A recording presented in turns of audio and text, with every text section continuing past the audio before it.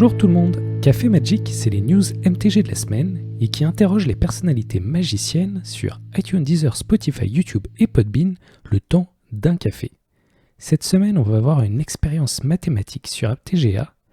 On va parler de Modern Horizon 2, du tournoi du Podcaster Mage Series et puis surtout, on va recevoir Rémi Fortier, encore une fois, oui, cette fois pour nous parler d'un nouveau serveur Discord de perf. C'est parti pour l'épisode 57.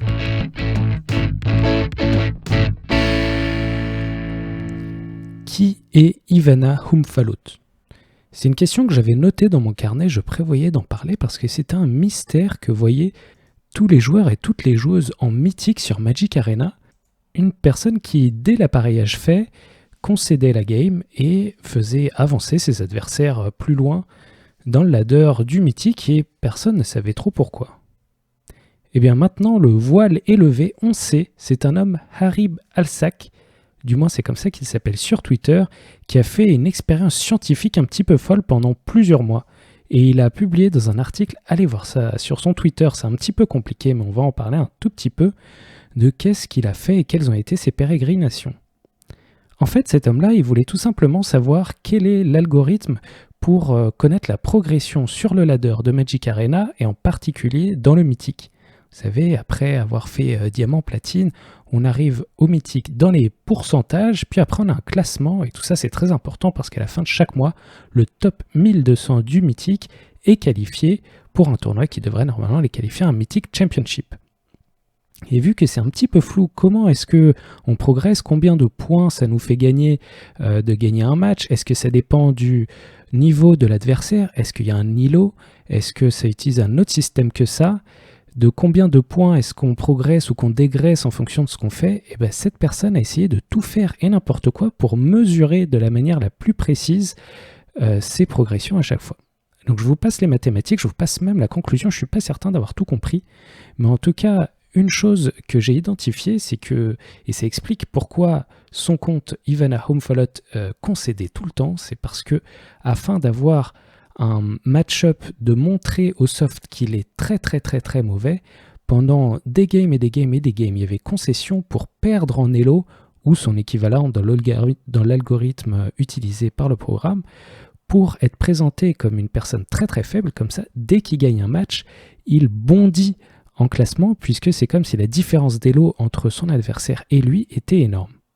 C'est d'ailleurs lui le champion d'avoir un plus grand pourcentage, il avait des dizaines de milliers dans son pourcentage de mythique, tout ça c'est un petit peu mystérieux et apparemment c'est un loophole, un problème, quelque chose dont tu peux profiter pour exploiter le soft et ainsi progresser comme ça, pas seulement en mythique, apparemment surtout pendant diamant où tu peux perdre, au bout d'un moment tu ne descends plus jusqu'à avoir un elo caché très mauvais et là tu peux défoncer tout le ladder et arriver comme ça en mythique.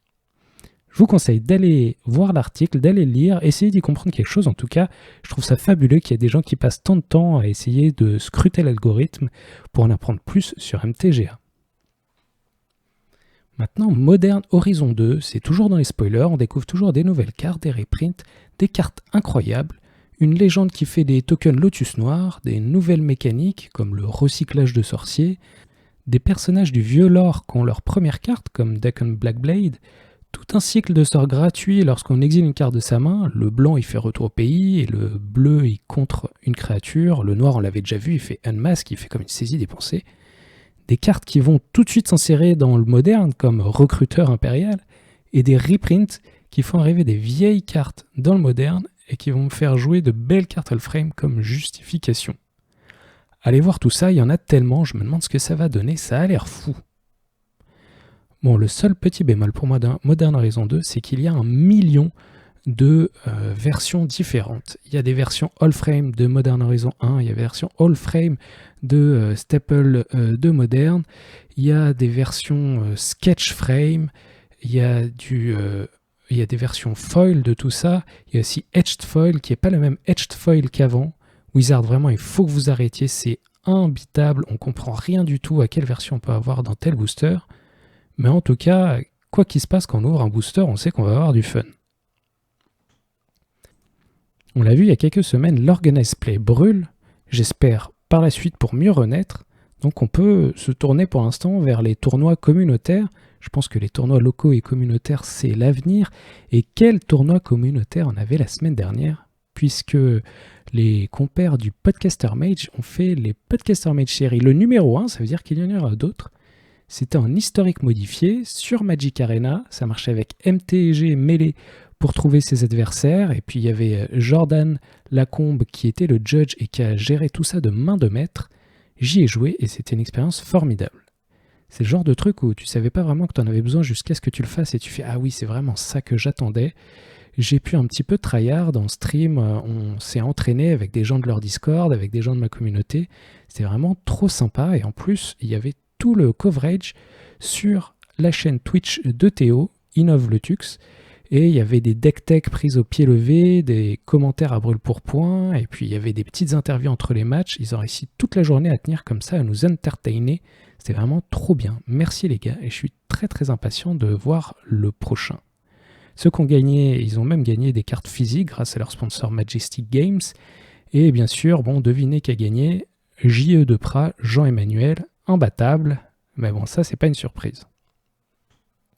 Prochain tournoi communautaire, c'est Torino qui continue à faire des formidables tournois en limité. Et cette fois-ci, J.E. est au commentaire. Vous avez peut-être l'occasion de gagner. Et donc avec moi aujourd'hui, j'ai Rémi Fortier qui vient nous donner des nouvelles de perf. Vous connaissez perf limité, perf historique et le perf original du standard.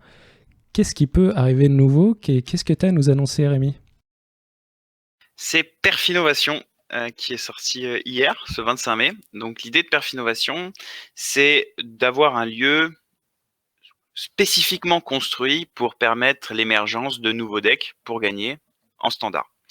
En fait, on avait constaté sur Perf Standard que effectivement le point de vue travailler les tiers 1, c'est très bien pour progresser, éventuellement pour gagner tout de suite, mais à la fois ça permettait pas de temps en temps prendre de l'avance sur les métagames en ayant un deck qui n'existait pas, et donc de quelque part prendre tout le monde de court. Et autre chose, c'est aussi qu'il y a plein de manières de vivre le compétitif et via le deck building, c'est aussi une manière d'apprécier le jeu.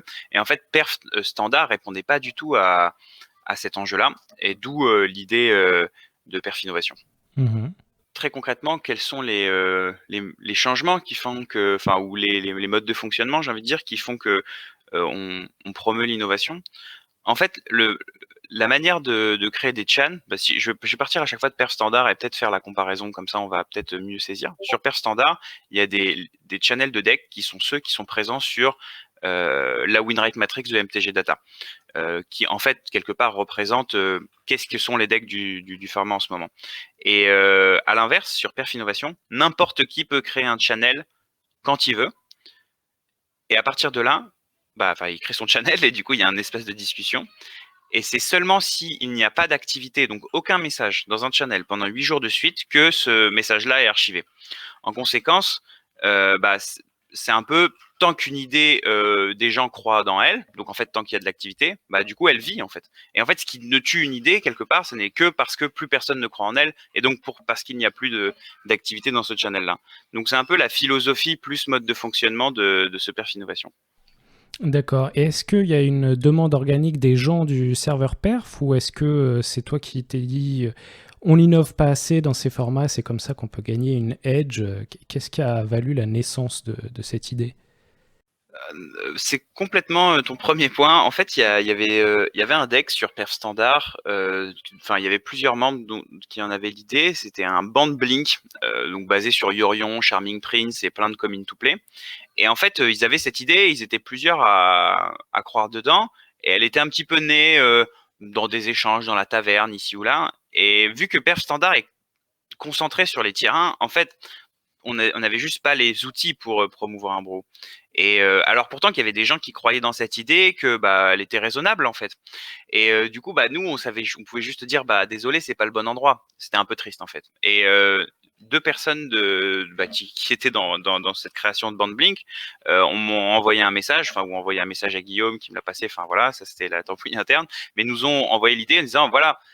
Et qu'est-ce qu'on fait pour les brous en fait? Soit est-ce que vous voulez vous en occuper? Est-ce que Perf fait quelque chose? Nous on a des idées, voilà, ça ressemblera à ça. Et à quel point ça vous intéresse? Et là, du coup, on a commencé à échanger. J'ai trouvé que c'était pertinent et synergique avec Perf d'avoir un espace d'innovation. Qu'en fait, quelque part, les deux versants de la manière de vivre le compétitif via soit jouer les top decks, soit en créer de nouveaux qui soient traités, en fait, que tout le monde ait un peu son espace. Et aussi, ce qui était intéressant, c'est que ça venait vraiment des utilisateurs, en fait, quelque part. Et là, c'est d'autant plus puissant parce que il y avait une énergie, il y avait une proposition initiale qu'on a un peu sur laquelle on a itéré, évidemment, on a proposé des trucs. On a mis 3 semaines, on a fait 3 semaines de préparation quand même sur ce projet-là. Mais après, ces 3 semaines n'étaient vraiment pas perdues parce que ça nous a permis notamment de développer un bot pour gérer tout le Discord. Tout le serveur est quasiment automodéré, donc ça, c'est Bastien qui a fait ça. Ça, c'est vraiment super intéressant. En fait, il y a deux trucs qui sont gérés par le bot. Donc, c'est à la fois l'archivage au bout de 8 jours. Donc, tu as un petit message automatique au bout de 7 jours. Attention, demain, il va être archivé. C'est super intéressant. Déjà, parce que gérer à la main que ça fait 8 jours ou pas, c'est un enfer. Enfin, c'est pas un enfer, mais disons que ça prend de l'énergie qui serait peut-être mieux dépensée ailleurs. Et il y a un deuxième truc qui est super intéressant, c'est que sur Perf, souvent on nous dit, il y a beaucoup d'informations, on ne sait pas où c'est le cœur du moment en fait, quoi. Il y a plein de trucs, on ne sait pas quel est le bon channel, etc. Et là, il a inventé un truc et en plus il l'a développé qui est super.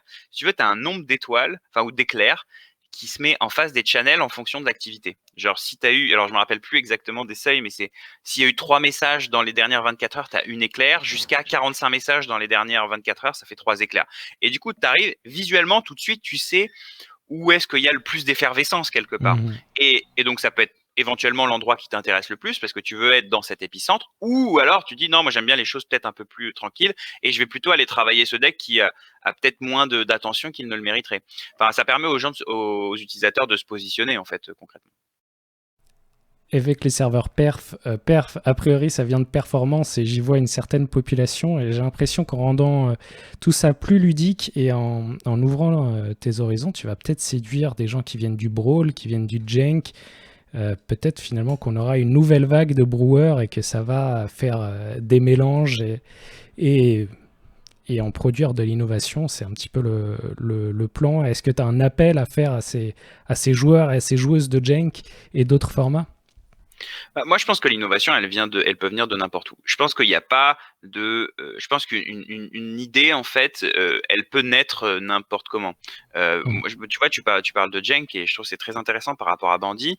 Il y a des fois, clairement, son objectif, c'est de soit faire un truc dégénéré pour casser le soft ou qu'il le gère pas, ou de créer un truc comme ça. Donc ça, c'est sa motivation première qui donne une idée. Mais une fois que tu as l'idée, peut-être qu'elle est intéressante et peut-être qu'on peut la construire. Donc en fait, j'ai envie de dire, tous les horizons sont intéressants en termes de créativité. Et d'ailleurs, toutes les idées, j'ai envie de dire, classiques, elles ont été abordées en fait. Et c'est souvent les decks qui existent. Et si à un moment tu veux innover, donc faire sortir de terre des choses différentes, il y a un moment où il va falloir regarder le jeu avec un autre point de vue, en fait, prendre un pas de côté. Donc ouais, au contraire, c'est une richesse. Et je pense même qu'à l'échelle de communautaire, en fait, à commencer à construire et théoriser l'innovation, ça ne peut être que bénéfique pour déjà demain les joueurs pros qui auront des compétitions à gagner, que eux, il y ait déjà des gens qui aient travaillé ce sujet, théorisé, qui est aussi peut-être une forme de, j'ai envie de dire, de plein de tiroirs en fait dans lesquels tu peux regarder s'il n'y a pas des bons decks, tu vois, genre il y a un pro tour dans 2 semaines là, pourquoi est-ce que les pros ils passeraient pas 5 minutes pour dire alors ça c'est les idées, ok, ça j'aime bien, ça pourquoi pas, ça faudrait le retravailler et qu'ils prennent à leur compte ou pas en fait.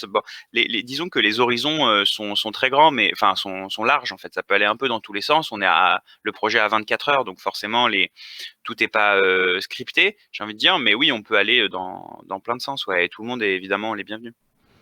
Ça a l'air vraiment génial tout ça. Donc tu dis un serveur qui est ouvert depuis seulement quelques jours, c'est vraiment le tout début. Est-ce qu'on a déjà des idées, des bulles qui ressortent du bouillon ? Ouais, carrément, carrément. On a alors à l'heure où je parle, nous avons un grand total de 11 brews qui ont été partagés. Et donc là, dans ceux enfin, j'allais dire ceux qui ont 3 étoiles pour l'instant, tu vois, c'est ceux où il y a le plus d'activité. Donc je sais pas si c'est les meilleurs ou si c'est ceux qui auront tout ça, je sais pas, c'est toujours difficile de juger de ça. Mais en tout cas, c'est ceux qui suscitent le plus d'engouement. Donc on a un Boros Fury, donc un jeu qui est basé sur Unleash Fury, donc un incolore, un rouge éphémère, tu doubles la force d'une créature, avec Goldspan Dragon, donc qui fait des trésors à chaque fois qu'il est ciblé. C'est un peu la shell de Naya d'avant, mais plus sur un Boros, donc avec une meilleure mana base et en profitant aussi de nouvelles opportunités, enfin de nouvelles cartes, etc. Donc ça, c'est évidemment ce qu'ils sont en train de travailler en ce moment. Ils se disent, bah si on joue Boros, bah en fait vu que la shell de nos cartes elle est que rouge, est-ce qu'on peut pas jouer Izet aussi? Enfin, ils explorent vraiment toutes les possibilités. Et de l'autre côté, on a un Cynic Food qui est un peu, j'ai envie de dire, la base, une espèce de base de mono vert avec la shell Wicked Wolf, Gilded Goose, peu ou pro. Et les spells de support bleu type Decisive Denial. Voilà, ça c'est à peu près les idées qui sont là, mais j'ai pas eu le temps de toutes les explorer parce qu'en fait, genre, il y a déjà trop de contenu, enfin trop d'idées, trop de créativité pour que j'ai pu tout explorer moi-même. Mais ouais, il y a déjà des trucs qui plaisent, ouais. Je sens ton enthousiasme et je pense que ça va plaire à beaucoup d'auditeurs et d'auditrices d'aller voir ce qui se passe. Il y aura bien sûr le lien dans la description. Ça paraît être une idée formidable. Je pense que tu fais avancer le Magic francophone et au-delà avec ça. Et je vais te poser une petite question en dehors de la boîte. Est-ce que tu n'es pas en train de nous écrire un article de sciences sociales sur comment canaliser la Hive Mind pour créer de l'innovation? Finalement, ce que tu es en train de faire, la gestion de ces serveurs, ça pourrait se faire dans d'autres domaines aussi. Ouais, complètement. Et j'adorerais atteindre assez d'expérience pour pouvoir écrire des articles comme aussi structurés que tu le dis. Pour l'instant, j'ai envie de dire, j'apprends en avançant. Surtout la perf innovation, il y avait une demande très motivée avec un engouement, donc on y est allé sans trop savoir. Donc je pense qu'on va construire le pont pendant qu'on marche dessus. En fait, on met toujours la pierre, voilà.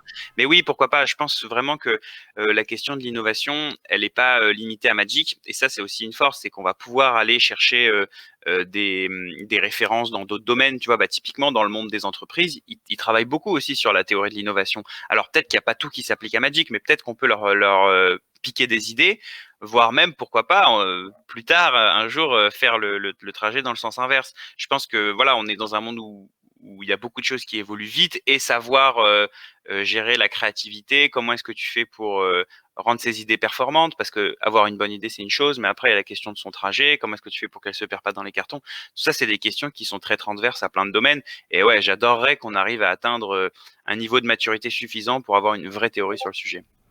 Bah, ça donne super envie en tout cas. C'est beau, je trouve, de finir un petit peu sur cette ouverture.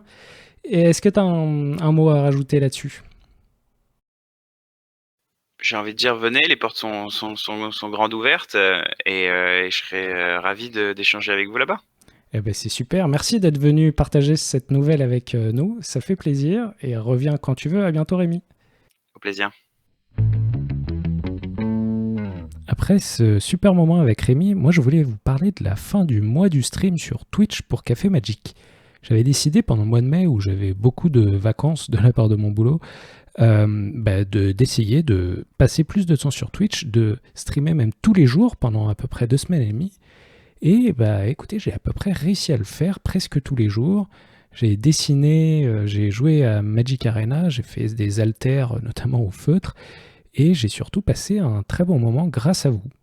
Vous avez été plusieurs à passer du temps avec moi, à venir voir comment je faisais mes altérations, à venir me donner des conseils en draft ou en construit, à venir jouer avec moi en historique modifié pour se préparer pour le tournoi. C'était vraiment un bon moment. J'ai pu, grâce à ça, atteindre mon objectif de passer Twitch Affiliate, ce qui était le petit objectif que je m'étais mis. Je pensais que ça prendrait tout le mois et en seulement quelques jours, j'ai réussi. Ça veut juste dire que les gens peuvent s'abonner à la chaîne, ils peuvent sub. C'est pas non plus mon objectif d'être un streamer régulier avec beaucoup de subs, mais c'était le petit objectif et grâce à vous, j'ai pu le faire. En tout cas, ça veut dire que j'existe maintenant sur la plateforme Twitch et que s'il y a peut-être le retour des événements Early Access lorsqu'il y a un nouveau set ou un équivalent ou des promos et des événements à faire avec Wizard, je pourrai en être. Je vais vraiment lever le pied et arrêter de streamer tous les jours. Je pense que du moins pendant le mois de juin, je vais essayer de streamer au moins une fois par semaine, le dimanche matin quand sort le podcast. D'ailleurs, ce matin-là, normalement, je suis en ligne.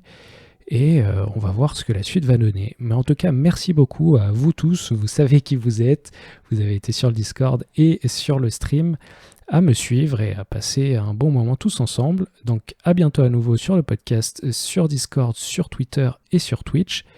C'était super cool. Et voilà, c'est Café Magic pour cette semaine. À dimanche prochain.